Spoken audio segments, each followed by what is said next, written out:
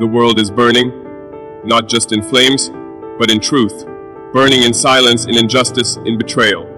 And I ask one simple question, X, where is justice? You look around today and what do you see? Children pulled from rubble, mothers crying over lifeless arms, nations collapsing while others feast. And those who claim to be the guardians of freedom, they turn their eyes away. They choose silence because the suffering does not serve their agenda. They call it necessary. They call it defense. They call it complicated. But let me tell you, when a child is buried under concrete, when a father holds his daughter's body and asks, why? Here is nothing complicated about it. This is not strategy. This is not politics. This is failure. The failure of conscience. The failure of justice. And Africa, we are told to be quiet, to mind our own problems, to stay out of global affairs. But tell me, how can we remain silent when the world we are trying to rise in is falling apart? How can we speak of sovereignty, of peace, of development, while bombs destroy hospitals and markets, while the innocent are punished for the crimes of the powerful? Justice delayed is justice denied. And today, justice is not delayed, it's abandoned. You think this does not affect us. You think Burkina Faso, Mali, Niger, Congo, we are disconnected from their war. Let me remind you, the same hand that drops bombs on Gaza arms coups in Africa.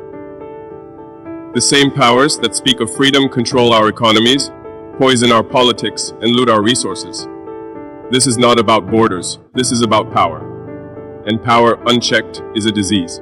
So I stand here today, not to condemn one side or another, but to condemn the silence.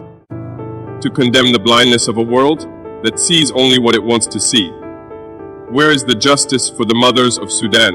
Where is the justice for the children in Iran, in Congo, in Palestine? Where is the justice for the African soldier fighting a war he doesn't understand, with a gun he doesn't own, in a war he didn't start?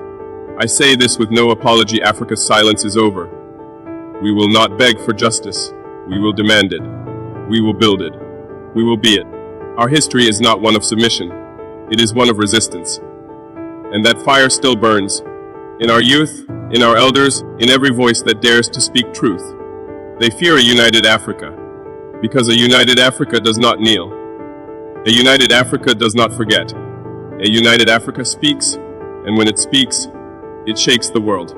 So I ask you now, not as your leader, but as your brother, will we watch the world burn in silence, or will we rise with purpose? Let them know Africa sees. Africa knows. Africa remembers.